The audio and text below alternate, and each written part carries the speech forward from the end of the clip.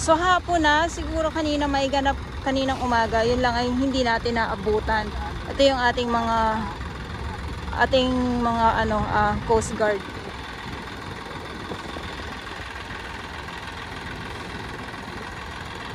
Ayan. Kaya sabi ko nga umulan, uminit, bumagyo. So mag-update ako dito sa Dolomite Sun para naman po patas yung inyong makikita. Yes, good afternoon Manila Bay, Dolomite Sun po tayo ngayong araw, Saturday, Pilipinas. At ngayon ay July 6, 2024. Good afternoon po sa inyong lahat. At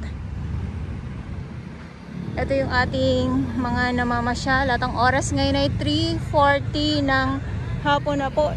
Madilim, makulimlim pa din po. Dahil nga ay araw-araw naman masama ang panahon dito sa Pilipinas.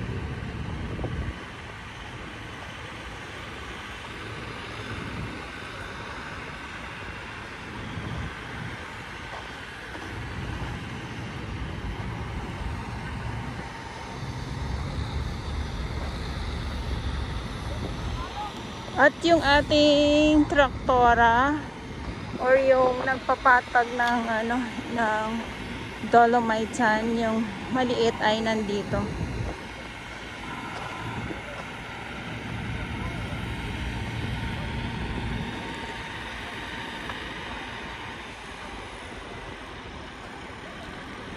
Good afternoon po sa inyong lahat at sa mga baguhan. Yes, welcome sa channel ni Miss July Torabas.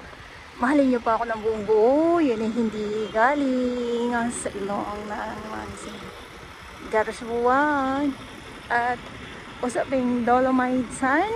Maraming salamat sa ating mga Manila Bay Warriors, Estero Rangers ng DNR, MMDI, DPS Mandaragat.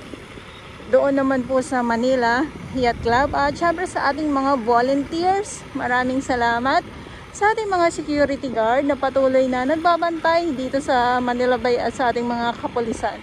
Ayun yung ating traktora ngayon.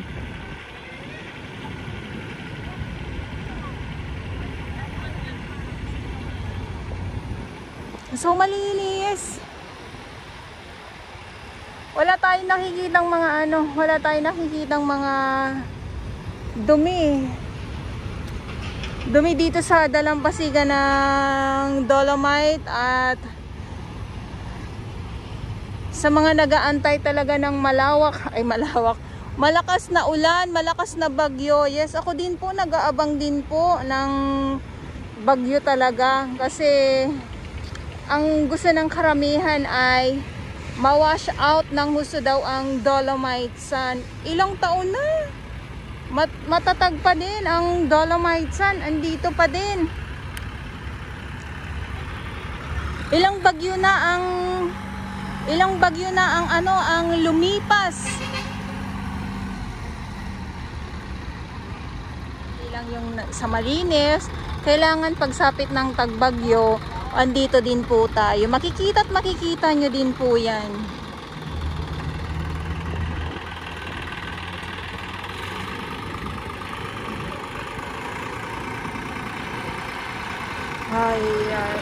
So hinatak na itong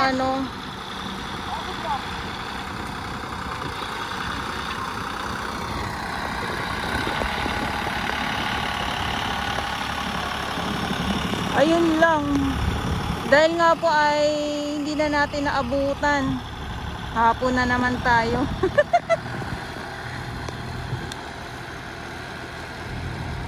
Ayan, so dito naman, andito yung ating mga namamasyal. Kita nyo naman, hati ang ating kalangitan ng ating ulap. Dito makulimlim or madilim.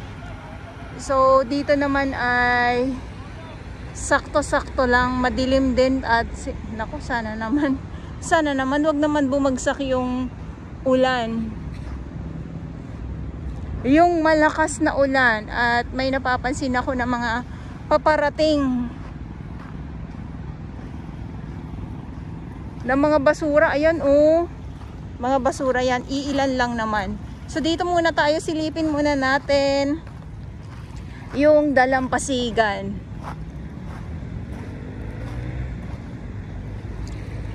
Pa-low tide na.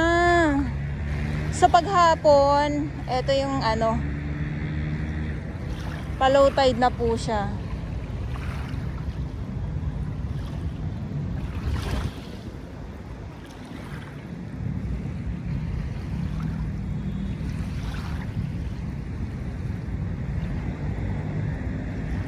At may mga maliliit lang po na mga ano, na mga isda.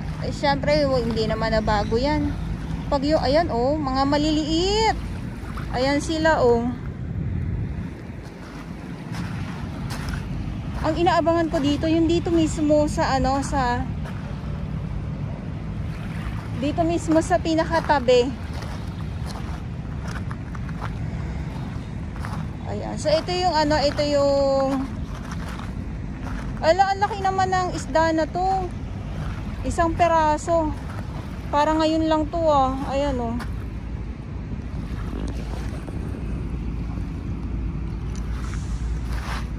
Para ngayon lang to. Kasi ano pa siya, ayan oh. Isang peraso lang naman.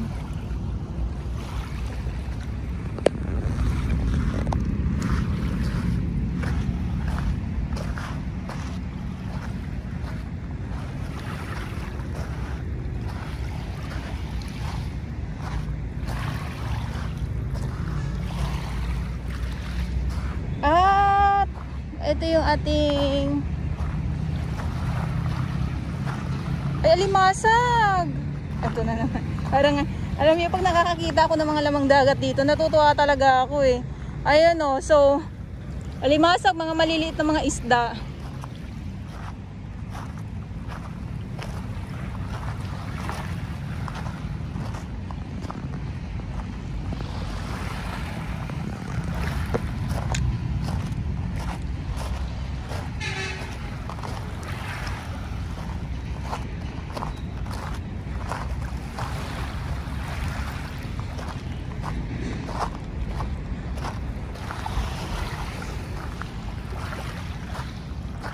Kung hindi mga alimasag, isda, halaan.